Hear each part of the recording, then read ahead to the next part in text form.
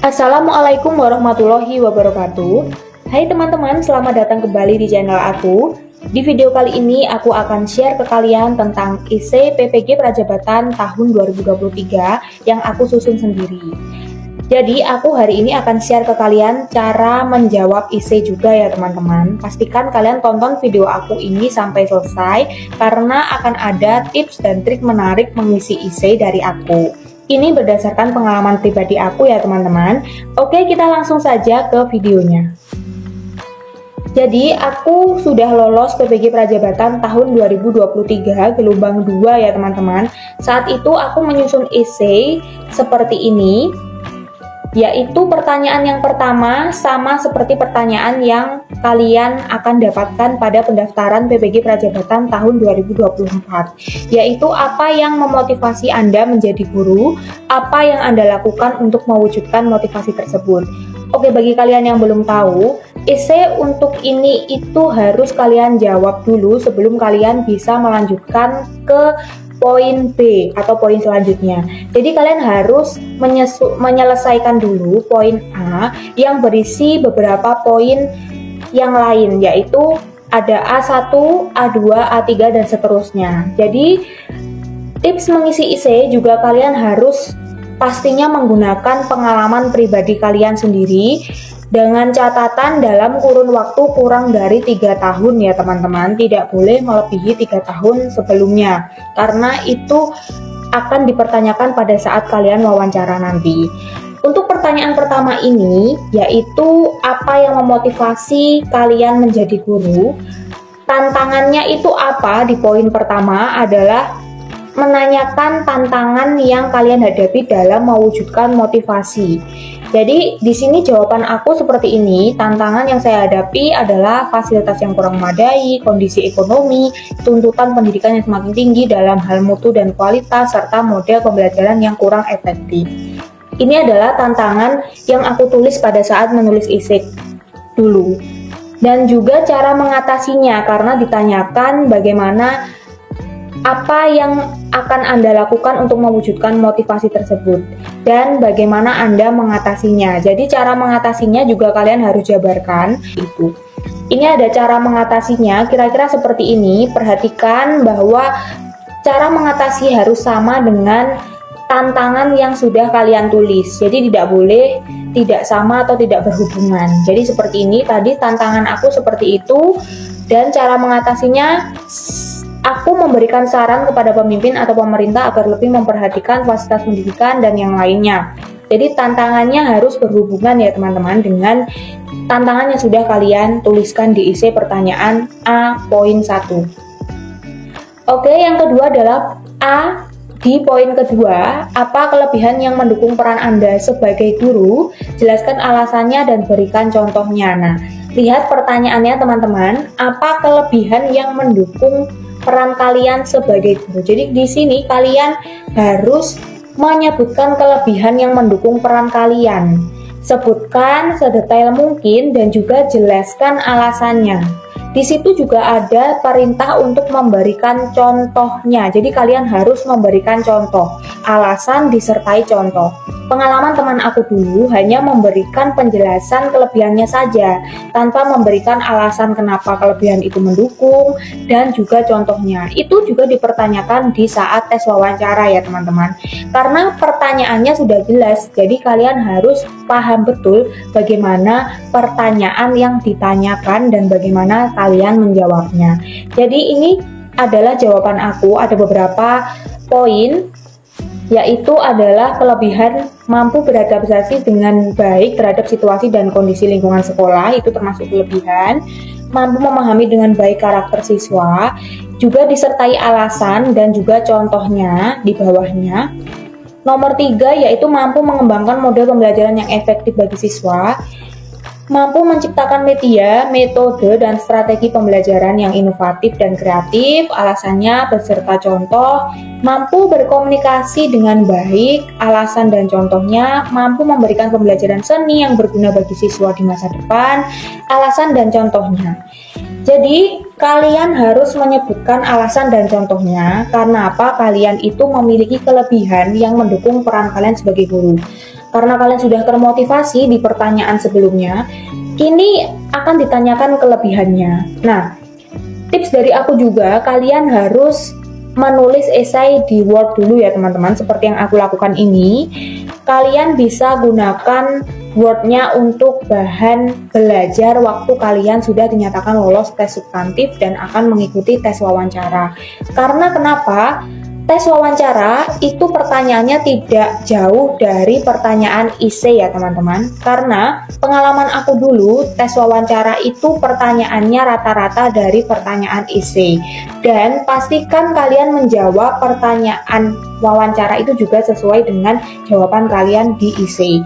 Jadi pastikan juga kalian menggunakan pengalaman pribadi kalian sendiri, jangan pengalaman pribadi orang lain ataupun kalian memalsukan jawaban kalian di IC. Karena itu nanti akan berpengaruh untuk tes selanjutnya, dikarenakan pengalaman pribadi kalian ini nanti kalian akan ditanyai sedetail mungkin tentang itu. Kalau kalian menggunakan pengalaman yang lain, pastinya kalian tidak bisa mengerti bagaimana kelanjutan pengalaman itu kalau ditanyai detail dengan asesor. Nah, seperti itu tips dari aku. Selanjutnya juga, kalau kalian menggunakan pengalaman pribadi, kalian tidak akan kesulitan teman-teman untuk menghafalkan ataupun mengerti, memahami materi kalian. Karena kalian sudah pernah mengalami pengalaman tersebut dan kalian tuliskan di IC. Jadi seperti itu ya teman-teman. Ini yang poin 3 di bagian A juga. Bagaimana hasilnya? Hasilnya adalah saya mampu menciptakan pembelajaran yang efektif dan bermakna bagi siswa. Nah, untuk selanjutnya adalah poin B. Ceritakan pengalaman Anda ketika perlu mempelajari hal-hal baru untuk meningkatkan performa. Hal-hal baru apa yang Anda pelajari? Nah, ini teman-teman, di poin B ini juga aku pernah dapatkan pertanyaan yang serupa waktu aku menjalani tes wawancara. Di sini ada poin B1, yaitu bagaimana cara Anda mengidentifikasi area yang perlu ditingkatkan atau dikembangkan, mengapa Anda merasa perlu untuk meningkatkan. Nah, di sini pertanyaannya kalian harus pahami cara kalian mengidentifikasi area yang perlu ditingkatkan. Caranya kalian itu bagaimana sih kok bisa mengidentifikasi area itu harus aku tingkatkan nih. Nah, mengapa kalian perlu meningkatkan itu? Nah, itu jawabannya seperti ini ya kalau aku. Cara saya mengidentifikasi yaitu dengan mengamati area yang sekiranya perlu untuk ditingkatkan atau dikembangkan untuk menjadi lebih baik. Selain mengamati, saya juga akan mencermati bagian-bagian mana dari area tersebut yang harus ditingkatkan. Nah, saya merasa perlu meningkatkan atau mengembangkan area tersebut karena area tersebut setelah saya amati dan cermati ternyata memang harus dilakukan peningkatan ataupun pengembangan. Selain itu, jawaban yang saya dapat dari siswa itu juga mempengaruhi saya harus meningkatkan area saya tersebut. Maka saya dapat menentukan area mana yang perlu dilakukan peningkatan dan pengembangan sesuai dengan kebutuhan dan karakter siswa saya, karena saya sudah pernah menjalani praktik mengajar waktu saya kuliah S1 dulu. Nah, gitu ya teman-teman, itu sekiranya dari poin B1. Kalau ini B2, yaitu tindakan apa saja yang kalian lakukan untuk mengembangkan diri. Adakah cara-cara di luar kebiasaan atau berbeda yang Anda lakukan dalam proses pengembangan? Berikan contoh yang spesifik. Nah, ini jawaban aku seperti ini. Tindakan yang aku lakukan untuk mengembangkan diri itu seperti ini: memupuk kepercayaan diri, menggunakan waktu dengan baik, terbuka terhadap segala hal, belajar dari pengalaman, punya ambisi atau keinginan, dan yang lainnya.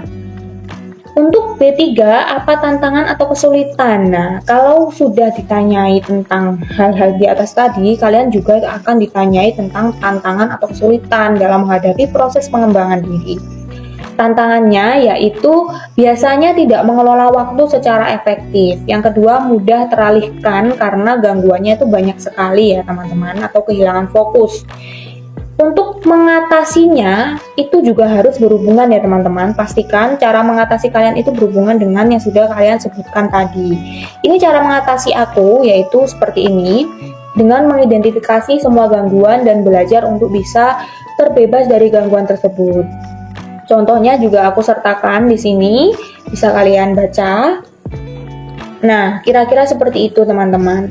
Ini adalah poin B4. Jadi poin B ini terdiri dari 4 soal tambahan yang perlu kalian selesaikan. Ini aku belum sempat menuliskan karena aku langsung menjawab di website resmi atau SIM PKB PPG Prajabatan aku dulu. Jadi aku belum mencantumkannya di Word. Yang C adalah terkadang kita diminta untuk melakukan sesuatu yang menurut kita tidak sesuai dengan nilai etika pedoman kerja ataupun aturan yang berlaku. Yang poin pertama, ceritakan satu pengalaman Anda terkait situasi tersebut secara detail. Ini adalah pertanyaan ketiga aku juga waktu aku ditanyai pas tes wawancara. Nah, saat aku tes wawancara, aku juga ditanyai tentang bagaimana sikap kita saat ada tindakan yang tidak sesuai dengan nilai etika pedoman kerja ataupun aturan yang berlaku. Nah, jawaban aku saat itu sangat detail sekali karena banyak, dan kalau nggak salah batas maksimal katanya juga 500, dan aku juga lupa tidak mencantumkan di Word. Jadi sekilas pengetahuan saja atau sekilas informasi dari aku menjawab pengalaman yang aku jawab tersebut itu berkaitan dengan proses penelitian bersama dosen yang aku lalui saat aku menjalani penelitian sarjana atau di perkuliahan S1. Jadi aku itu waktu penelitian sempat melakukan bersama teman-teman aku, dan itu ada beberapa hal yang dilakukan teman aku itu tidak bersesuaian dengan nilai etika dan pedoman kerja penelitian saat itu. Jadi aku menceritakan secara detail tentang hal tersebut, dan aku juga sangat ditanyai lebih lanjut karena menurut asesor mungkin cerita aku menarik, jadi aku sangat ditanyai bagaimana aku mengatasinya dan apa-apa saja yang aku lakukan terkait hal tersebut. Jadi seperti itu teman-teman. Kita tidak bisa memprediksi apa saja pertanyaan tambahan yang dilakukan oleh asesor saat tes wawancara. Yang penting kalian kuasai essay kalian dan kalian tetap percaya diri dalam menjawab pertanyaan asesor. Jadi seperti itu. Untuk C2 yaitu tindakan apa yang Anda lakukan dan mengapa hal tersebut Anda lakukan. Ini jawaban aku. Terus yang ketiga adalah bagaimana hasilnya. Nanti kalian jelaskan bagaimana hasilnya setelah kalian melakukan tindakan tersebut ya teman-teman. Untuk poin D, ceritakan secara spesifik situasi pengalaman Anda saat bekerja sama dengan orang lain. Nah, tapi bekerja samanya dengan orang lain yang memiliki beragam perbedaan. Di sini ceritakan secara spesifik situasinya, tujuan kerjasama yang terjadi, keberagaman seperti apa yang Anda hadapi. Nah, ini pengalaman aku waktu aku juga melakukan penelitian bersama dosen pada semester 4 ya teman-teman. Ini adalah pengalaman aku, kira-kira seperti ini. Tujuannya aku juga cantumkan untuk menambah penguatan pengalaman aku. Poin D yang kedua adalah langkah-langkah yang aku lakukan untuk mencapai tujuan kerjasama. Langkah-langkahnya itu apa saja sih yang kalian lakukan untuk mencapai tujuan kerjasama? Nah, seperti ini. Selanjutnya poin D3, apa hasil yang Anda hadapi saat Anda mencapai itu? Nah, hasil yang Anda capai saat itu, adakah komentar atau respon lingkungan ataupun teman sejawat dan yang lainnya, itu juga kalian jelaskan ya teman-teman. Nah, seperti ini penjelasannya. Untuk poin E, ceritakan salah satu pengalaman Anda saat mengembangkan kemampuan dan keterampilan dari orang lain. Nah, ini juga sangat ditanyakan ya teman-teman. Aku kalau nggak salah pertanyaan nomor 4, kalau nggak salah itu ya dari asesor. Asesornya nanti 2, yang bertanya itu bergantian dan tidak jauh berbeda dari seputar esai inilah pokoknya. Nah, ini yang pertama adalah seperti apa situasi pada saat itu, siapa yang dikembangkan dan mengapa pengembangan yang Anda lakukan itu diperlukan. Nah, di sini aku itu mengembangkan kalau nggak salah itu bakatnya anak kelas 4 saat aku melakukan praktik pembelajaran tematik seni budaya teman-teman. Nah, ini aku tuh melihat anak itu punya kompetensi atau potensi tinggi untuk menjadi seniman, yaitu dia itu bisa membuat kerajinan tangan, bisa melukis. Namun dia itu aku tanyai, tidak pernah membawa krayon ataupun alat warna, atau dia hanya mengandalkan pelajaran seni budaya di SD dia waktu aku praktik dulu. Nah, aku tanya kenapa, ternyata masalahnya itu ada di ekonomi teman-teman. Jadi dia tidak bisa membeli atau tidak dibelikan oleh orang tuanya. Orang tuanya belum bisa membelikan mereka anak itu alat untuk mengasah potensinya. Jadi aku perlu mengembangkan. Nah, untuk itu aku jelaskan alasan aku perlu mengembangkan, karena dia kalau tidak dikembangkan, bakatnya tidak tersalurkan, itu sangat sayang sekali. Jadi seperti itu. Untuk poin E yang kedua ini, apa yang terjadi, apa yang menjadi fokus pada pengembangan. Nah, fokus pengembangannya itu apa? Yaitu untuk mengasah kemampuan dia supaya dia itu tetap bisa tersalurkan bakatnya, teman-teman. Untuk poin E yang ketiga, langkah-langkah apa yang Anda ambil untuk mengembangkan tersebut dan hambatan yang ditemui, cara mengatasinya, dan apa yang kamu lakukan untuk mempertahankan motivasi orang tersebut. Jelaskan sedetail mungkin kenapa kamu melakukan hal tersebut. Poin E yang keempat, bagaimana hasil yang diperoleh dari upaya Anda membantu mereka. Nah, hasilnya itu apa? Hasilnya pasti dia menjadi anak yang berbakat, anak yang bisa menyalurkan bakatnya, anak yang bisa menjadi kebanggaan orang tua dan juga guru. Oke, ini untuk poin F, ceritakan salah satu putusan penting yang aku pernah ambil. Ini juga salah satu pertanyaan yang ditanyakan asesor waktu aku tes wawancara dulu, yaitu di akhir-akhir sesi wawancara. Nah, di sini ada beberapa poin di F ini, yaitu yang pertama, apa yang menyebabkan aku harus mengambil keputusan tersebut. Kalian jelaskan dan harus berkaitan dengan pengalaman yang sudah kalian ambil. Kalau aku ini berkaitan dengan pengalaman aku melaksanakan penelitian dulu ya sama dosen aku. Karena menurut aku pengalaman aku waktu mengikuti penelitian itu sudah sangat bisa menjawab beberapa pertanyaan yang ada di IC, teman-teman. Jadi aku tidak perlu membutuhkan pengalaman aku yang lain, karena menurut aku pengalaman aku yang ini, yang penelitian bersama dosen ini, itu sudah sangat bisa menjawab pertanyaan-pertanyaan yang ada di IC. Jadi waktu aku tes dulu juga seputar tentang pengalaman aku waktu melakukan penelitian itu. Tapi dengan catatan kalian tetap boleh mencantumkan pengalaman yang lainnya, tidak melulu harus sama seperti aku, karena setiap orang itu pengalamannya berbeda ya teman-teman. Untuk poin yang kedua, yaitu bagaimana cara aku mengidentifikasi dan memperoleh pemahaman yang lebih baik tentang permasalahan yang ada. Jelaskan menurut kalian itu bagaimana. Dan yang ketiga adalah apa saja yang menjadi pertimbangan mengapa, jelaskan proses atau langkah-langkah dalam mengambil keputusan.